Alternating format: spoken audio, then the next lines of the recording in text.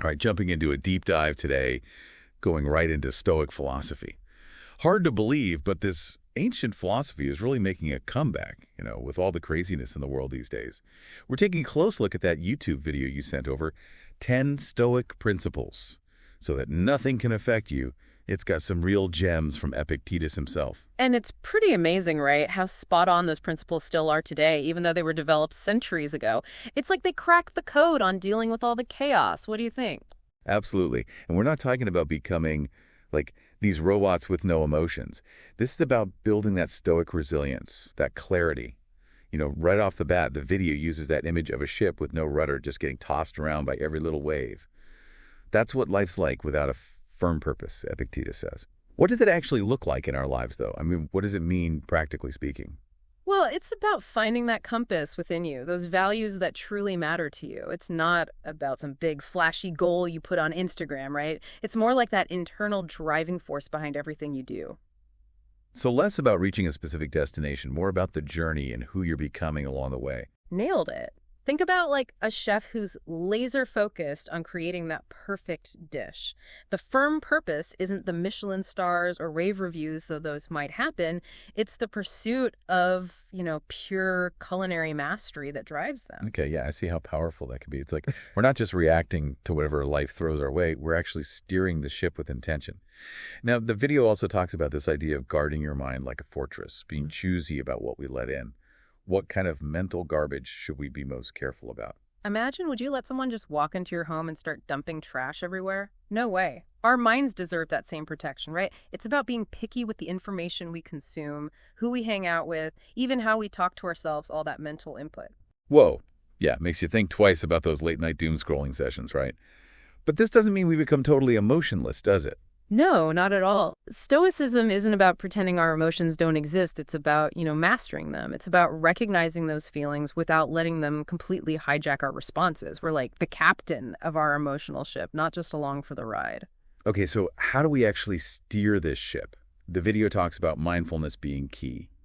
How does that fit in? So mindfulness, it helps us create that space between, something happening and our reaction to it. It's like hitting pause so we can actually look at our emotions with curiosity rather than judgment. And that space, that pause, that's where the magic happens. That's where we make a conscious choice about how we respond instead of just going on autopilot. Okay, so we're setting our internal compass, we're protecting our mental space, but then life throws those curveballs, right? Like criticism. How can we approach criticism from a Stoic perspective? Epictetus was big on this. We can't control what other people say or do, but we're totally in control of how we react. When we're grounded in our purpose, those values we talked about, criticism just doesn't have the same sting, that inner compass. It keeps us on track even when the winds are strong. It's like their words are just background noise then, not a personal attack that throws us completely off course. The video mentions responding with patience and gentleness, which, to be honest, sounds pretty saintly. How can we, as flawed humans, even begin to do that? It starts with looking inward. Ask yourself, is there any truth to what they're saying? Can I learn something from this, even if it wasn't delivered in the best way? That doesn't mean taking every criticism as gospel, but being open to looking at it without letting our ego just toss it out immediately. So hitting pause on that defensive reaction and looking for a little wisdom hidden in the critique. Exactly. It helps to remember, too, sometimes the harshest criticism says a lot more about the person dishing it out than the one receiving it, Realizing that can help us detach from those feelings and not take it as like a personal attack on our worth. It's about discernment then. Yeah. Separating the valuable feedback from all the noise, and maybe like having a little compassion for the person criticizing us. But the video mentions thick skin. How do we balance that with staying open, not building walls? It's a tricky one, for sure. Developing thick skin isn't about ignoring all feedback or not caring. It's more about building that resilience, recognizing that every little comment doesn't require a whole big response. Choose which ones really matter to take to heart and which ones to just, let roll off. Being choosy about where we invest our energy reminds me of that saying, not my circus, not my monkeys. Pick your battles, right? Let's talk about something we've all felt, though, feeling offended by someone. Such a gut reaction. How does Stoicism approach something so emotionally charged? This is where Stoicism gets really fascinating. Epictetus was adamant about this. It's not the actual offense that harms us, it's our opinions about it, our reactions to it that get us all worked up. We have the power in how we interpret and respond, not in the offense itself. So it's like we're almost giving our power away when we let that offense dictate how we feel. Exactly. The video talks about this idea of transforming offense. And one way to do that is called cognitive reframing. So instead of, getting stuck in that negativity, ask yourself, what can I actually learn from this? Is there a chance for growth hidden here? So even when we feel wronged, there's a chance to look for that silver lining, to shift our perspective. Exactly. It's not about saying, oh, it's okay they did that. It's about choosing how we respond, what we want to take away from it, rather than just staying stuck in that negativity. Instead of getting trapped in the blame and resentment cycle, we choose a different path, one that's more about understanding, even growth, right? Absolutely. And a big part of that is empathy. Empathy, even if their actions were hurtful. Yeah, even then. Trying to see things from their side, even for a moment, might reveal their own struggles or insecurities that contributed, right? It doesn't excuse the action, but it can help us approach it with, a bit more compassion and a lot less anger. Wow, that's powerful. It's not about letting them off the hook, but understanding that we're all dealing with something. Now, the video also mentions forgiveness, which can feel impossible, especially when we've been really hurt. Is it really possible? And why is it even important for Stoics? Great point. Forgiveness is incredibly tough, but it's truly about setting ourselves free. Holding on to anger and resentment only hurts us in the long run. It just eats away at us. Forgiveness isn't saying what they did was okay. It's about releasing its grip on us so we can move on with peace. So it's less about the other person, more about reclaiming our own inner peace. Exactly. It takes incredible strength to do that. Real self-compassion. Speaking of inner strength, let's tackle fear and shame. Those can be really tough emotions to deal with. How does Stoicism equip us to handle them? Epictetus believed we actually create our own fear and shame. It's not the situations themselves, but how we think about them that gives them power. When we realize that, it's incredibly empowering. Because we have the power to choose a different way of looking at it, to rewrite that story we're telling ourselves that's making us afraid or ashamed. You got it. The video encourages us to face those fears head on, really examine them. And a lot of times when we do that, their grip on us loosens. It's like shining a light on them, seeing them for what they really are. Sometimes those monsters are way scarier in our heads. Absolutely. The video uses the example of public speaking, which a lot of people are afraid of. Oh, tell me about it. Just thinking about all those eyes on me is enough to make me break out in a sweat. But think about it. Those people are there to listen, not to judge. Even if you mess up, it's not the end of the world. You prepare, you face that fear, and slowly you build confidence. Taking small steps, those little exposures over time, that chip away at the fear. What about shame, though? That feels so much heavier to carry around. Shame, often it comes from those societal pressures, past mistakes, right? It makes us feel unworthy, flawed. Stoicism says to confront it with courage and self-compassion. Accept our imperfections, learn from the past, and refuse to let those mistakes define us. Recognizing that we're all a work in progress, always evolving.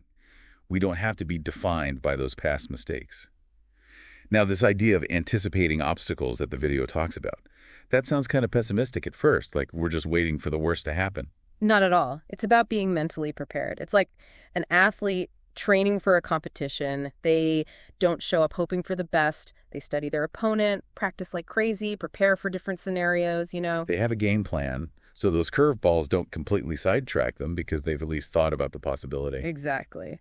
There's this Stoic technique called premeditatio malorum, which sounds way scarier in Latin than it is. It means the premeditation of evils.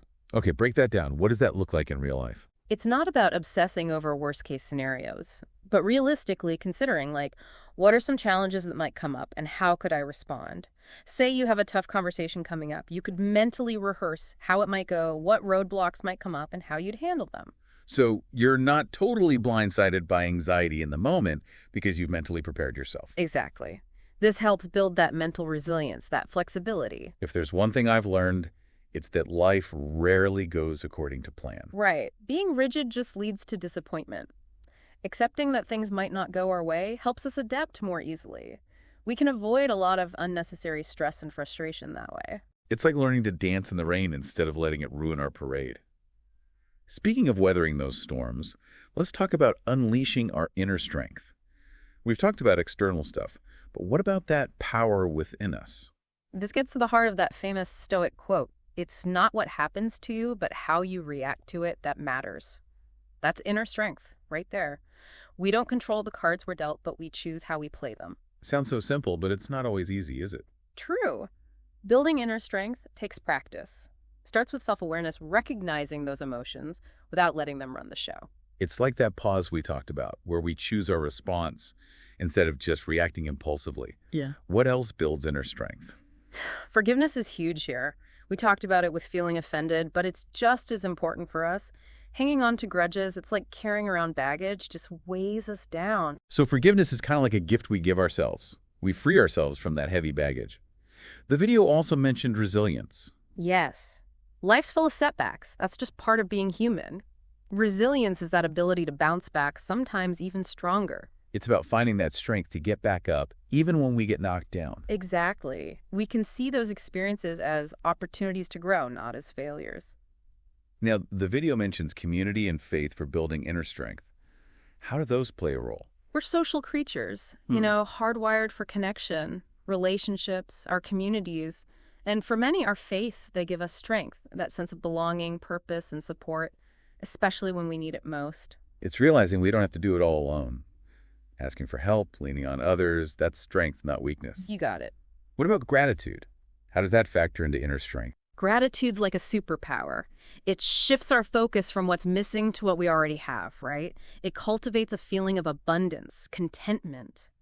Even when things are tough, finding things to be grateful for, it can make all the difference. It's like finding those little sparks of joy, even in the darkness. Really grounding.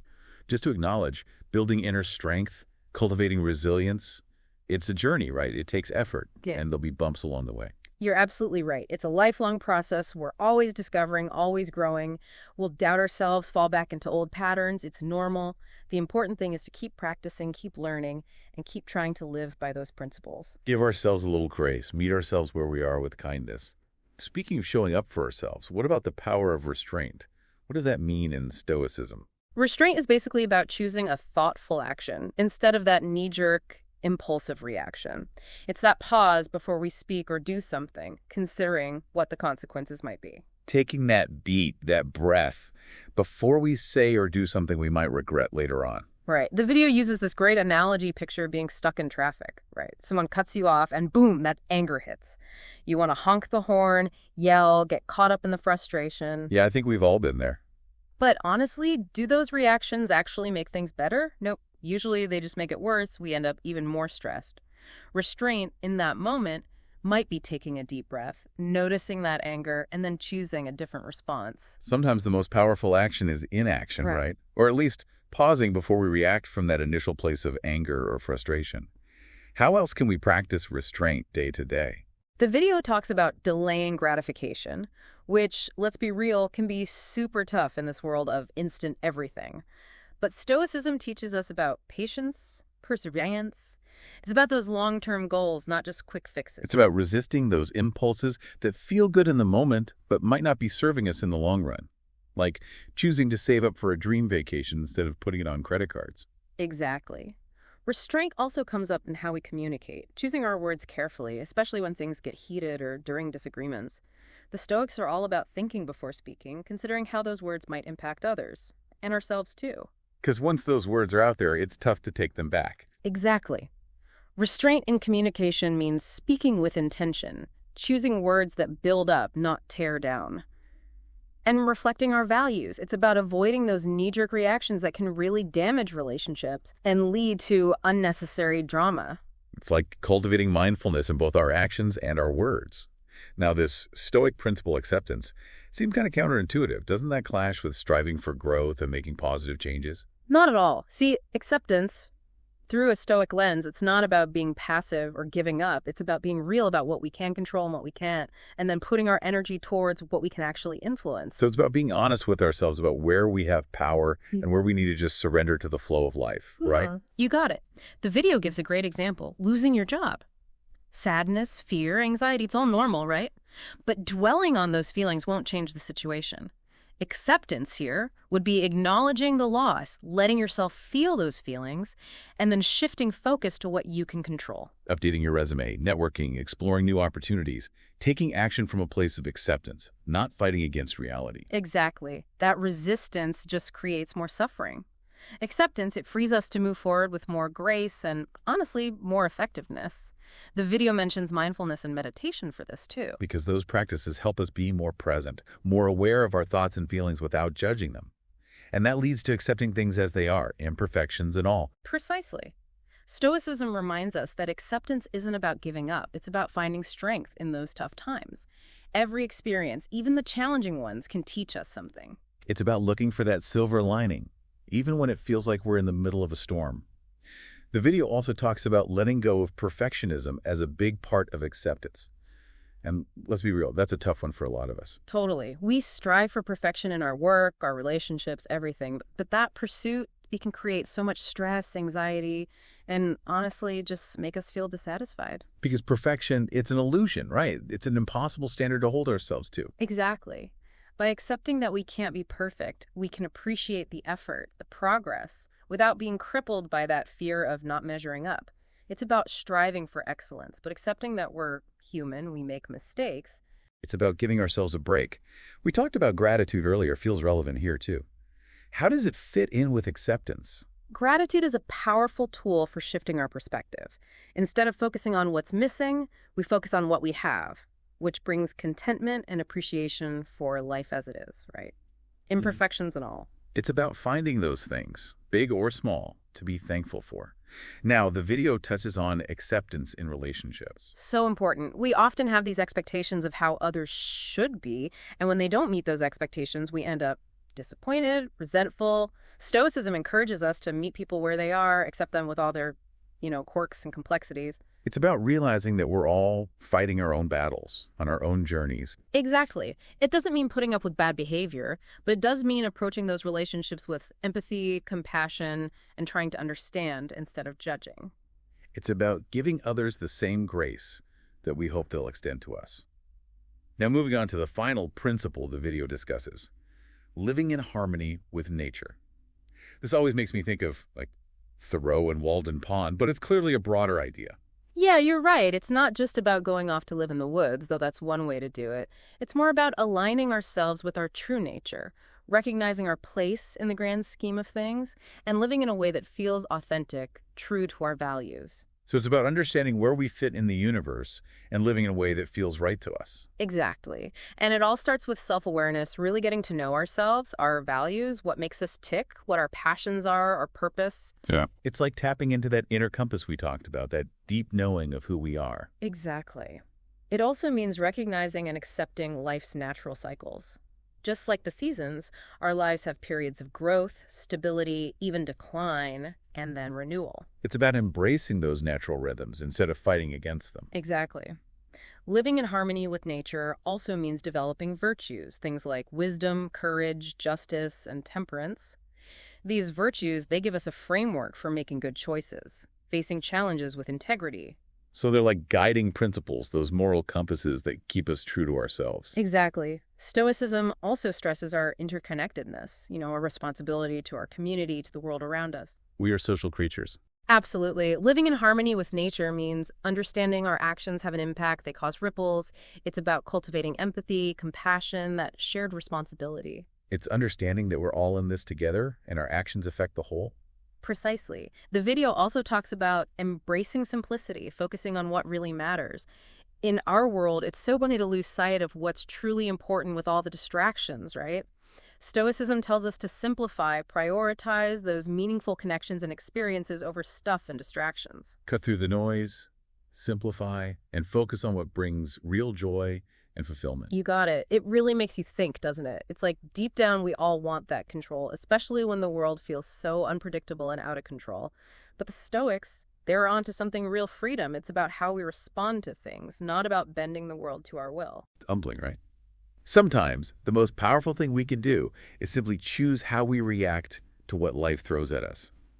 Reminds me of that Viktor Frankl book, Man's Search for Meaning.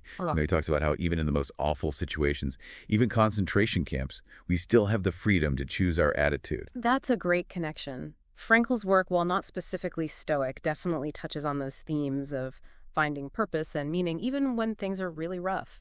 It's about that space inside us where no matter what's happening externally, we can still tap into a sense of agency, that freedom to choose. Powerful stuff to keep in mind. One criticism I've heard about Stoicism is that it can seem a little, well, emotionally muted. Like it's all about suppressing feelings and becoming these robots. What are your thoughts on that? I hear that. It's something I've thought about a lot, too. It's important to remember that the Stoics weren't saying we should be emotionless. They acknowledge the whole range of human emotions: joy, grief, anger, love. They just believed we have a say in how we respond to those emotions. So it's not about denying our feelings. It's about not letting them control us, dictate our actions. Exactly. It's like being caught in a rip current. If you panic, fight against it, you're going to tire yourself out and might even drown. But if you stay calm, conserve your energy, and swim parallel to the shore, you've got a much better chance of making it back to safety. Our emotions, they can be like those rip currents. They can be strong, overwhelming even, but if we can learn to navigate them with a clear, calm mind, we're much more likely to reach the shore. Love that analogy. It really speaks to the power of cultivating that inner calm, that space where we can observe those emotions without letting them sweep us away. Now, another critique I've heard is that Stoicism puts so much emphasis on personal responsibility that it ignores those systemic issues, the injustices that really need collective action. How do those two things coexist? It's true. Stoicism emphasizes taking responsibility for ourselves, for our choices, our responses. But that doesn't mean social justice and collective action aren't important. In fact, a lot of people would say that self-awareness and emotional regulation are actually essential for making real change happen. So it's not an either-or situation. It's about cultivating that inner strength and that commitment to creating a more just world out there, too. Exactly. Reminds me of the concept of Ubuntu. It's a Nguni Bantu term that emphasizes interconnectedness and shared humanity. The idea is we're all connected, our well-being is tied together. That resonates with the Stoic idea of living in harmony with nature, seeing ourselves as part of something bigger. So inner work, outer work, they go hand in hand. We can't separate our own personal growth from our responsibility to the world around us. Exactly. It's both. Not one or the other. Before we wrap up this part, I wanted to touch on something that feels so relevant today. External validation. I mean, it's everywhere, right? We're constantly told we need to be more, do more, achieve more. How can Stoicism help us deal with that pressure and find a more genuine sense of self-worth? That is such a crucial question, especially now. Honestly, I think Stoicism offers a really powerful antidote to that constant need for validation from outside ourselves. Remember that example of the chef we talked about? They find fulfillment in the pursuit of excellence, in the craft itself, not in chasing awards or likes. It's about finding that inner satisfaction, that sense of purpose that doesn't depend on someone else telling us we're good enough. Exactly. The Stoics knew that real fulfillment doesn't come from recognition or rewards from others. It comes from living according to our values, from striving for excellence in all we do, regardless of who's watching. Defining success on our own terms, not by society's ever-changing standards. That's a message I think we all need to hear. Totally. And it's even more important today, when it's so easy to get caught in comparing ourselves, needing that validation from others, and measuring our worth by external markers of success. Stoicism reminds us to go inward, connect with our values, and figure out what a life well-lived means for us, personally. It's about recognizing that real fulfillment, that sense of purpose and satisfaction, it comes from within. Now, as we head into the last part of our conversation, I do want to acknowledge that the language of Stoicism, using terms like virtue and reason, it can feel a little outdated, maybe even a bit off-putting to some people. I can see that. It can feel like we're, back in philosophy class. But here's the thing. Those Stoic principles, if you strip away the old-fashioned language, they're super relevant today. It's about facing challenges with resilience, finding that inner peace even when things are chaotic, and living a life with meaning and purpose. Those are things we all want, no matter what time period or culture we come from. Like they say, there's nothing new under the sun, right? The human experience, the things we struggle with, the things we search for, those haven't really changed, even if the world around us has. Exactly. We might not be facing down gladiators or, ruling empires, but we've all got our own battles to fight our anxieties, that search for meaning, especially when the world feels kind of overwhelming. So how do we take this ancient philosophy, these Stoic principles, and make them work in our lives today? It's about finding what clicks for you, what speaks to you personally. Start with just one principle that feels relevant to what you're going through right now, or something you're aiming for. Don't try to change everything overnight. Just focus on one small shift. So no need to get bogged down in the whole philosophical system. We can just grab the tools that work for us. Exactly. It's about what's practical, not about being perfect. Maybe you start by doing a little mindfulness each day, or maybe you focus on reframing those negative thoughts. The key is to figure out what works for you and be patient. It's a journey, not a race. And it's okay to mess up along the way, right? Of course, the Stoics weren't aiming to be perfect Stoics themselves. They believed in making the effort, practicing, showing up even when it was hard. They knew setbacks happen, but they didn't let those setbacks define them. So even when we catch ourselves reacting without thinking or spiraling into negativity, it's like a chance to hit reset and make a different choice. Exactly. Every moment is a chance to put those Stoic principles into practice, to choose a more thoughtful response, to challenge a limiting belief, to act with courage and compassion. The more we do it, the stronger we become. We build that inner resilience, that sense of control, so we can handle whatever life throws at us with a little more grace. You got it. Well, this deep dive has been amazing. We've covered a lot, the history of Stoicism, its key principles, and how those principles are still so relevant today. It's been great exploring this with you, and hopefully it's sparked something for our listeners, inspiring them to learn more about Stoicism and how it might help them. I love that. It's all about continuing the exploration, the conversation, that journey of self-discovery. And who knows, maybe in this ancient philosophy, we can find some real wisdom for navigating our modern world. I think we already have. On that note, we'll leave our listeners with this final thought. What if true freedom isn't about controlling everything around us, but about mastering ourselves? Until next time, keep diving deep and keep seeking wisdom wherever you can find it.